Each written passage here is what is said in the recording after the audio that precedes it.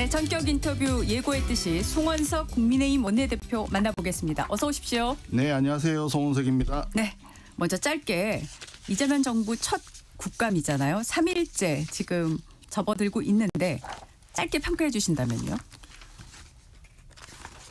네. 지금 이번 국감에서도 저희들이 요청한 정인 신청했던 부분들이 제대로 수용이 안 돼 있고 예. 자료 조출도 제대로 안 하고 있습니다. 거기에다가 장관들의 무능과 무책임이 또 나타나고 있습니다. 지금 관세 협상 굉장히 잘 됐다고 했는데 조현 외무부 장관이라든지 구윤철 재경부 장관, 기재부 장관, 네. 또 정성호 법무부 장관 이런 분들이 전부 굉장히 무책임한 답변으로 소위 유체 이탈 화법이라고 그러지 않습니까? 거기서 이번에 다 드러났어요.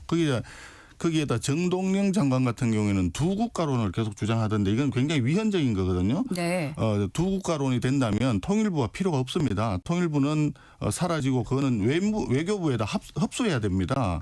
그런 주장을 하고 있더라고요. 굉장히 이번 국감에서 굉장히 좀 슬펐습니다. 네. 총평으로 해주셨는데 하나하나 질문을 드려보겠습니다.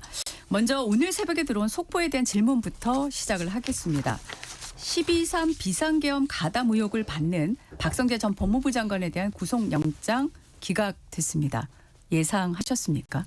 예, 사필 규정이라고 생각을 합니다. 지난번에 한덕수 총리 전 총리에 대한 구속영장 기각과 아울러 이번에 박성재 장관의 영장이 기각이 되면서 현재 하고 있는 특검의 수사 자체가 정상적이지 않다. 원래 태생 자체가 정상적이지 않기 때문에 그것이 제대로 된 수사를 할 수가 없을 것이다. 저는 생각을 합니다. 예, 일단 사필 규정이라고 생각합니다. 네. 민주당이 어제 국무위원 내란 공모 규탄 기자회견을 했습니다. 비상계엄 당시 대통령실 CCTV 영상이 공개됐지 않습니까? 여기서 한덕수 전 총리 또 일부 국무위원들의 내란 공모 정황이 드러났다라고 민주당 주장하고 있는데요. 어떻게 생각하십니까? 조금 앞뒤가 안 맞는 이야기 같습니다. 이미 지난번에 한덕수 국무총리에 대한 영장을 신청할 때 지금 이번에 공개된 그 내용이 포함이 돼가지고 법원에 영장 신청이 들어갔거든요. 네. 그걸 다 검토해가지고 영장이 기각이 된 겁니다. 그런데 그 화면만 이제 지금 공개됐을 뿐이지 이미 법원에서는 그걸 다 포함을 해서 판단을 한 결과이기 때문에 뒤늦게 영상이 공개되었다고 그걸 가지고 왈가왈부하는 것 자체가 좀 저는 어불성설이라고 생각을 합니다. 네. 지금 또 하나 쟁점이 되고 있는 발언이 있죠.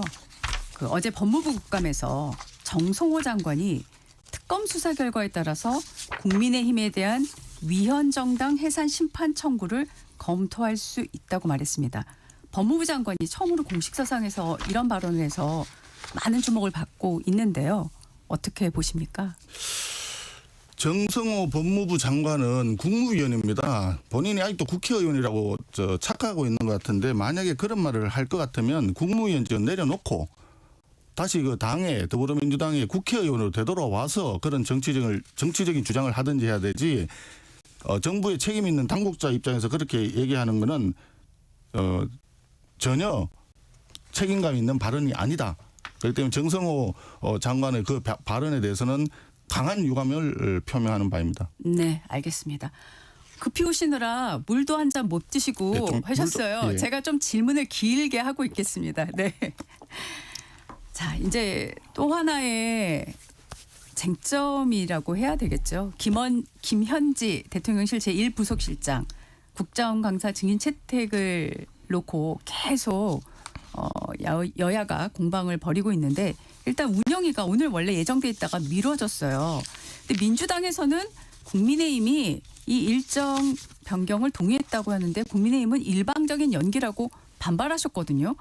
어떻게 이해를 해야 되는 겁니까? 예, 운영위가 원래 오늘 개최되기로 되어 있었는데 본회의를 오늘 하는 걸 전제로 진행을 하다가 본회의를 뒤로 늦췄지 않습니까? 네네. 그러니까 운영위는 오늘 당연히 해서 기관 정인에 대한 채택을 의결을 해야 됩니다. 그런데 그것도 같이 그냥 연기하는 식으로 해서 일방적으로 저희 통보를 받았습니다. 그러면 본회의가 26일로 지금 본회의는 잡힌 건- 26일 날 네, 일요일 날 네. 하기로 네. 서로 약속을 했죠. 네, 그럼 운영이 일정은 잡혔습니까? 운영이 일정은 아마도 저 날짜를 정하지는 않았는데 그 주에 적절한 날짜에 아마 하지 않을까 일단 그렇게 지금 네. 추측하고 있습니다. 네, 그런데 네. 문제는 더불어민주당이 국회 내에서 의석수가 많다고 해가지고 이런 식으로 의사 일정이라든지 뭐 다뤄야 될 안건이라든지 이런 부분들을 계속 일방적으로 통보하는 식으로 진행을 하고 있는데 이것은 국회법을 처음에 만들 때 여야 간에 간사라고 하는 제도를 두고 있지 않습니까? 예. 그리고 정당에는 원내 교섭단체 대표가 있습니다. 네네. 그 대표 간에 서로 상의해가지고 일정을 정해야 되는데 그런 합의 정신을 또는 협치 정신을 전혀 무시하고 있다. 그것이 근본적인 문제인 것 같습니다. 네. 그럼 민주당에서 운영위를 이렇게 일정을 안 정하고 연기를 한 이유는 뭐라고 판단하고 계십니까? 지금쯤 또 조금 전에 얘기 나왔듯이 김현지 전 총무비서관의 여러 가지 문제 있는 행위와 언행에 대해서 또 한 번 이슈가 될 것이 두려워서 날짜 자체를 그냥 일방적으로 연기한 것이 아닐까 이렇게 생각합니다. 김현지 지금 전 총무비서관은 원래 용산 대통령실 내의 인사라든지 재무라든지 예산이라든지 이런 걸 다루는 자리이거든요. 그런데 그 총무비서관이 장관급 인사에 그 관여를 했다는 정황이 있지 않습니까? 그 산림청장 김인호인가요? 그 산림청장을 그런 자기가 얘기 잘 됐죠. 아는 지인을 그 청장으로 하고 또 그때 강선우 그 여가부 장관 사퇴할 때도 그 김현지 그 전 총무비서관이 통화를 해서 사퇴하라 이렇게 통보했다는 거 아닙니까? 그것은 총무비서관의 업무가 아니거든요. 그런 걸 보면 굉장히 직권을 남용하고 있다. 이런 부분들에 대해서는 당연히 국회에 나와서 국민들의 그 의견을 대신해서 국회의원들의 질문에 성실하게 답변을 해야 될 책무가 있는 거죠. 꼭 그러면 김현지 실장은 증인으로 나와야 된다는 게 국민의힘 입장이신 거죠? 김현지 실장을 국감에 나와서 국민들한테 자기 육성으로 정확하게 진실을 밝혀야 되는 것은 국민에 대한 책무입니다. 우리 야당에서 주장한다고 해서 뭐 한다 안 한다 이런 것이 아니라 국민에 대한 책무이기 때문에 나와야 된다고 생각을 합니다. 알겠습니다. 그럼 증인 채택 논의 언제 이루어집니까? 이 국힘에서는 어떻게 일정을 생각을 하고 계십니까? 지금 이번 주에도 계속 그 소통을 할 겁니다. 네. 예. 물밑에서는 늘 네. 교섭단체 대표 원내 지도부 간에는 항상 물밑 대화는 계속 이어가고 있습니다. 네. 김현지 실장 관련한 제보센터 운영 시작하셨지 않습니까? 제보 많이 들어오고 있을까요? 제가 지금 뭐 당장 제가 그걸 확인을 해보질 않았고 보고를 예, 받지 않았기 때문에 잘 네. 알 수는 없습니다만은 네. 지금 김현지 전 총무비서관 현 제1부속실장의 이모 저모에 대해서는 이미 유튜브 상으로 해가지고 아마 많은 국민들이 이미 알고 있을 겁니다. 지난 열흘간의 추석 연휴 동안에 아마 가장 크게 그 추석 밥상머리에 올랐다고 한다면 정말 5,200만 국민 모두가 김현지라고 하는 사람이 도대체 누구냐 하는 그 궁금증이 폭발했다는 거. 그것이 가장 큰 추석 밥상 그 반찬이 아니었나 이렇게 생각합니다. 네. 국민의힘의 박정훈 의원이요. 어제 판결문을 토대로 해서 김현지 실장이 경기 동부연합과 연결돼 있다고 주장을 했고 민주당은 이거 철진한 색깔론이라고 맞받았는데요. 대표님은 이건 어떻게 보고 계십니까? 늘 이렇게 철진한 색깔 논쟁이라고 이제 그 되치기를 하려고 하는데 그 색깔 논쟁 자체가 철진한 것이 아니고요. 판결문에 있는 것을 그대로 박정훈 의원이 그냥 공개를 했던 거 아니겠습니까? 근데 거기에 보면은 분명히 연결고리가 있다라고 하는 것이 드러나 있습니다. 그렇기 때문에 그런 점들을 중요하게 생각을 해야 되지. 뭐 예를 들어서 북한이라든지 중국이라든지 이런 쪽에 연결고리가 있다고 해서 그런 얘기를 하는 것 자체가 색깔 논쟁이기 때문에 철지났으니까 더 이상 하지 말라라고 얘기하는 것도 굉장히 잘못된 인식이다. 저는 그렇게 봅니다. 네. 앞서 저희 뉴스 브리핑에서 잠깐 전달을 했는데 이제 법사위에서 쌍방울 대북 송금 의혹 사건을 놓고 공방이 벌어졌는데 지금 이화영 전 부지사의 변호인이 교체되는 과정에서 김현지 당시 이재명 대표의 보좌관이 개입을 했다는 의혹이 제기됐고 이화영 전 부지사는 사실이 아니라고 반박을 했어요. 대표님 이건 어떻게 보셨습니까? 어저께 주진우 의원이 질의하는 것을 제가 잠깐 봤는데요. 네.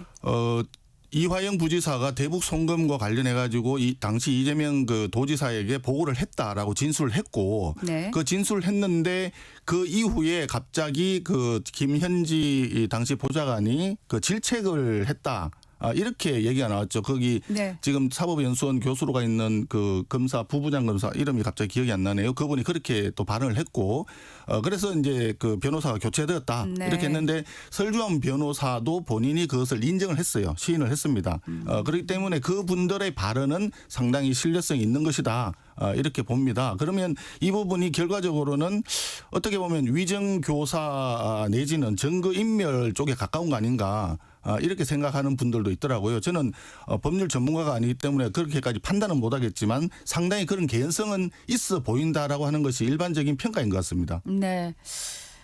오늘 또 이제 법사위에서 이제 대법원 또 현장 국감이 있어서 굉장히 많은 분들이 이번 국감, 오늘 국감 어떻게 될까 궁금해 하시는데 지금 국민의힘에서는 법사위의 대법원 국감, 월요일 날 있었던 국감에 대해서 조희대 대법원장을 사실상 감금한 거다.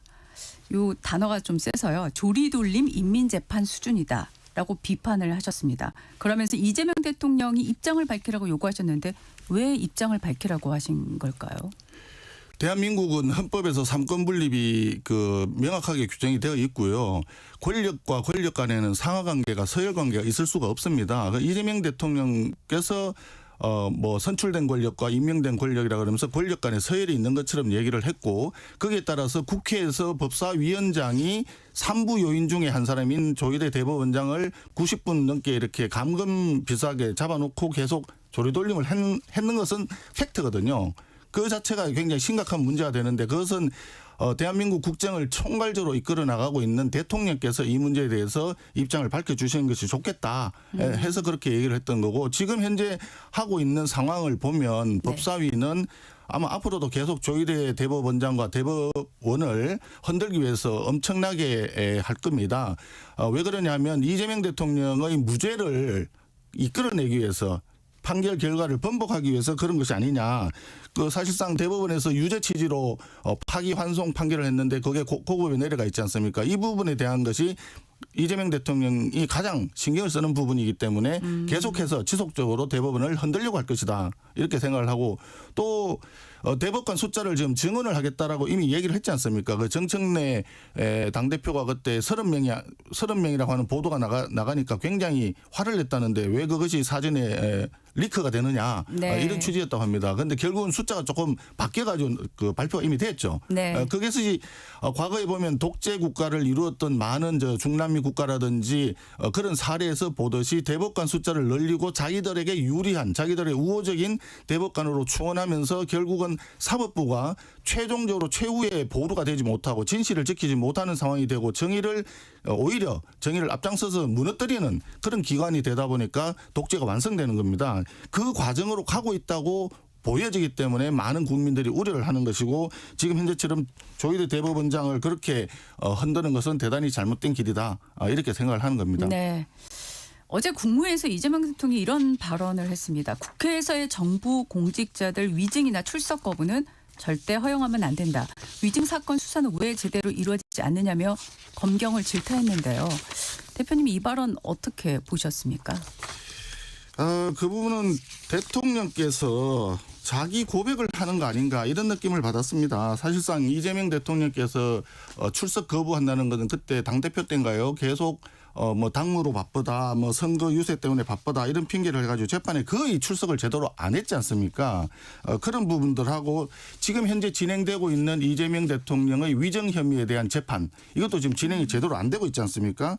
이런 부분들이 제대로 되도록 하는 것이 필요한데 어저께 대통령의 발언은 대통령께서 거울 보고 자기 고백을 하신 것으로 느껴졌고 사실상 출석과 관련해서 생각해 보면 조금 전에 얘기 나왔던 김현지 현 부속실장 전 총무비서관이 국회에 출석하는 것부터 그것부터 결정을 해주는 것이 타당하다. 저는 그렇게 생각을 합니다. 네. 외통위 국감 이야기로 좀 넘어가 보겠습니다. 앞서 대표님이 잠깐 언급을 하셨습니다. 어제 정동영 통일부 장관이 평화적 남북 두 국가론이 정부 입장이 될 것이다. 이렇게 발언을 했습니다. 대통령실은 통일장관으로서 할 수 있는 말이라고 했고요. 어떻게 생각하십니까? 어제 저도 관련된 질문을 했는데 그 정동영 장관의 발언에 의하면 정동영 장관은 92년도인가요? 남북 동시 유엔 가입 때부터 두 국가다. 이런 이야기도 했고 2017년 북한이 핵 무력화를 완성했다라고 할 때부터 이미 독립된 국가로 볼 수밖에 없다. 뭐 이런 취지로 발언을 쭉 했습니다. 그래서 그럼 그때부터 두 국가론을 신봉하시고 지지하셨느냐라고 하니까 그렇다는 취지로 그때부터 그렇게 생각했다는 취지로 느껴지게끔 발언을 했습니다. 딱 부러지게 얘기는 안 했지만 그런데 정동영 장관 자체가 작년 10월달에 모 월간지와의 인터뷰 내용에 보면 임종석 그때 당시 전 실장이 얘기했던 두 국가론에는 동의할 수 없다라고 분명히 본인 입으로 밝혔었어요. 그러다가 이번에 금년에 나와서는 다시 두 국가론을 주장을 했는 1년 사이에 그렇게 해서 바뀌었는데 제가 질문을 왜 그렇게 바뀌었느냐. 뭐 때문에 바뀌었느냐라고 하니까 그 질문에 대해서는 답을 하지를 않았습니다.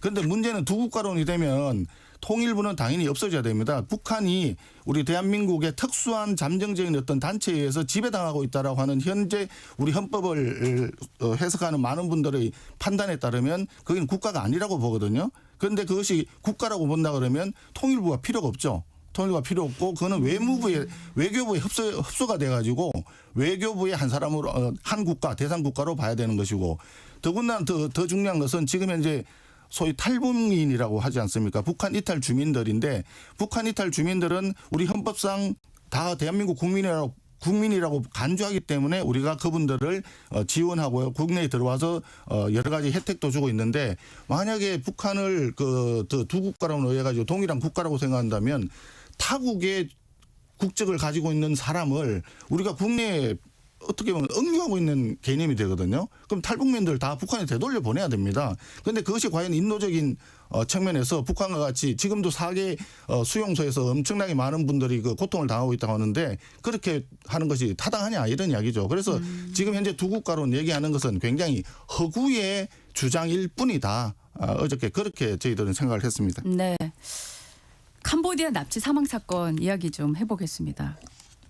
뭐 피해를 당했다는 그 제보가 정말 많아요. 놀랄 정도로. 이재명 대통령이 어제 이제 사건 연루자들이 신속하게 송환되고 또 강력하게 대책을 하라고 지시를 했고 오늘 정부 합동대응팀이 출국하는데요. 어제 대표님도 많이 언급을 하셨습니다. 이 부분. 일단 정부 대응은 어떻게 보십니까? 정부 대응이 좀 늦은 건 사실입니다. 그저께 외무부 장관이 국감에 나왔을 때도 질의를 했더니 그 캄보디아 당국으로부터 캄보디아 대사관으로부터 언제 그걸 보고를 받았는지도 날짜도 기억을 하지 못하고 있더라고요. 그런데 그때 당시에는 큰 사건이 아니라고 생각했기 때문에 잘 모를 수도 있습니다. 하지만 지금 상황이 이렇게 심각해진 상태에서는 이 상황에 대해서 국감에 나오기 전에 전부 다 자료를 정리해야 될 거 아니겠습니까? 어떤 상황으로 이제 왔다. 당초에 8월 10일 날 보고를 받았다고 하는데 보고를 받아서 그럼 용산 대통령실에다 정확하게 보고를 했느냐? 그럼 그때는 몰랐었기 때문에 제대로 못했다 하면은 정확하게 이 사태의 심각성을 깨달은 시점이 언제냐? 이렇게 질문하니까 며칠 전이라고만 얘기하지 정확하게 답변을 못 하더라고요. 그런데 문제는 이 사건이 일어나고 지금까지 오는 이 과정에 대한민국 정부에서 제대로 이걸 지원을 못하고 우리 억류돼 있는 굉장히 지금도 수백 명이 억류돼 있다고 하는데 그 납치 강금 속에 있는 이분들을 구해내기 위해서는 대사가 직접 나서야 되는데 거기 지금 대사가 공석 상태에 있습니다. 정부가 바뀌면서 대사들을 전부 다 국내에 다 소환을 해버렸기 때문에 지금 거기는 공석입니다. 공석이기 때문에 거기 경찰관이 뭐 한 명 더 충원이 되고 안 되고 이렇게 한다고 해서 달라질 수가 없어요. 이거는 굉장히 심각한 상황이거든요. 왜냐하면 작년도에 한 200명 되었고 금년도에 벌써 330건이 지금 보고가 됐는데 그 이전만 하더라도 뭐 한 명이었다가 10명이었다 그 정도 수준밖에 안 됐거든요. 그러니까 이거는 단순한 문제가 아니라 국제적인 범죄 조직이 혹시나 그쪽 캄보디아에 지금 작년부터 들어와서 새로운 단지를 구축했다 이렇게 볼 수도 있는 겁니다. 그러면 이거 굉장히 구조적인 문제이기 때문에 이 구조적인 문제를 해결하기 위해서는 캄보디아 정부가 움직여야 되고 캄보디아 경찰이 공식적으로 움직여야 됩니다. 그럼 그분들을 움직이게끔 하는 것은 대사가 책임지고 나가야 되고 대한민국 외교부 장관하고 대통령이 직접 움직여야지 가능한 부분이죠. 그런데 그런 부분들을 제대로 하지 못했기 때문에 우리가 문제 제기를 하는 겁니다. 네. 이 캄보디아 납치 건이 숫자가 불어나기 시작한 게 사실 지난해부터라서일까요? 민주당에서는 윤석열 정권이 국제범죄 대응 인력 줄이고 경찰 주재관 증원 요청도 외면했다라고 얘기하고 있거든요. 국민의 안전이 무엇보다도 중요하다고 얘기를 하면서 계속 전 정권 타령만 하고 있는데요. 캄보디아 대사관에 경찰 영사 파견을 증원을 해야 된다라고 하는 주장은 지난번 윤석열 정부 때도 있었지만 그 이전 문재인 정부 때도 계속 있어 왔던 상황입니다.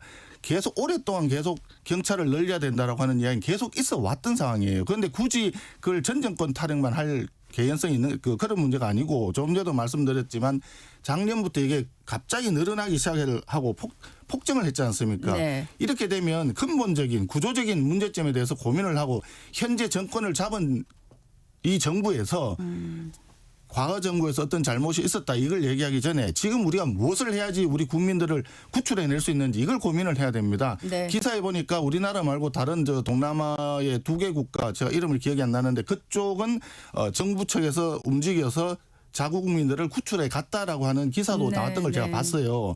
그럼 그들은 하는데 왜 우리는 못하느냐 이런 이야기가 나오는 거죠. 모든 재난과 안전 문제에 대해서는 모든 것은 최종적으로 대통령이 책임진다라는 발언을 수차례 하신 분이 이재명 대통령이십니다. 그러면 이재명 대통령이 지시만 할 것이 아니라 직접 본인이 이 일을 어떻게 하겠다라고 국민께 말씀드린 게 그게 도리가 아닐까요? 알겠습니다. 22일에 캄보디아 현장 국감에 대표님도 가십니까?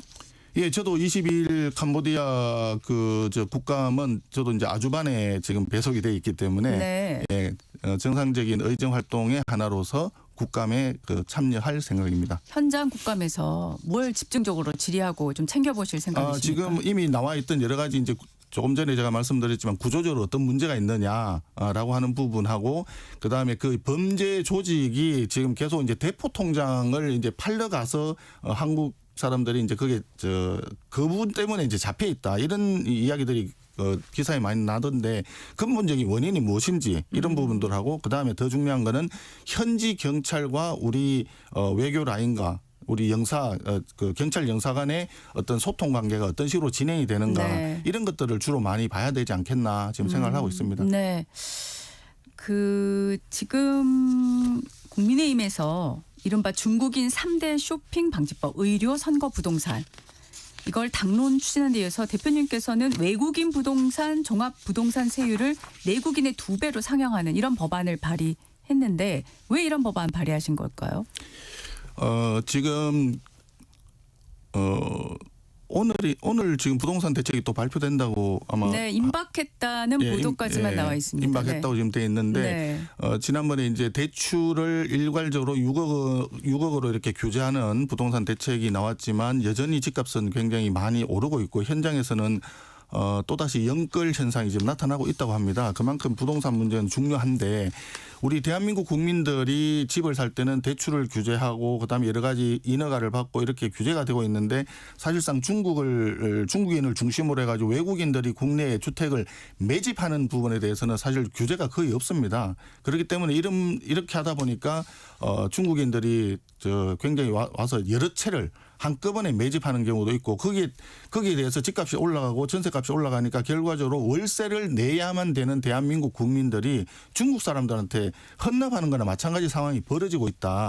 그래서 이 부분을 정상적으로 봐야 되는데 중국에 가서 우리가 집을 살려면 집을 못 사거든요. 거기 규제가 굉장히 많습니다. 그래서 그런 부분들이 대표적으로 상호주의에 의해서 이걸 우리가 규제를 일정 부분 해야 되지 않겠느냐라고 하는 문제의식에서 시작이 되어서 그런 법안들을 쭉 내게 되었죠. 그리고 이제 부동산뿐만이 아니라 이제 선거권이라든지 이런 부분도 마찬가지고 특히 의료보험 관련해서는 지금 현재 의료보험이 흑자를 유지를 하고 있지만 이것도 조만간 적자로 엄청나게 많이 이제 정부 지원이 들어가야만 되는 상황이 될 겁니다.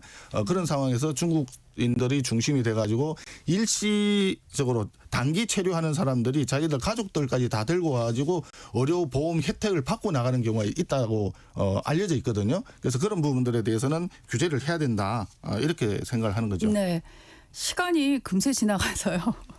네. 질문을 한 2가지만 짧게 해보겠습니다. 먼저 양평 공무원 사망 사건 관련해서 특검법을 당론으로 발의를 하시고 민주당 협조 요청하셨는데 이 협조 이루어질까요? 다시 한번 설득을 해보겠습니다. 예, 양평 그 공무원 같은 경우에는 정말 본인이 유서를 지금 20장을 남겼다고 했는데 그것이 사본이 지금 그 가족한테 갔다고 알려져 있거든요. 그리고 한 장짜리 메모가 나왔고 그리고 또 우리 당의 그 박경호 변호사가 하면은 그 얘기한 바에 의하면은 녹취가 있다고 합니다. 그래서 메모와 유서와 녹취가 다 회유라든지 강압이라든지 이런 거에 의해서 양심의 가책이 많아서 어쩔 수 없이 난 간다 이런 취지로 알려져 있습니다. 그럼 이건 특검의 수사가 심각한 문제를 드러냈다라고 보기 때문에 그 잘못된 수사에 대한 부분을 책임을 지우기 위해서 그걸 특검에 대해서 특검을 해야 된다라고 우리가 주장을 하고 있는 거죠. 네.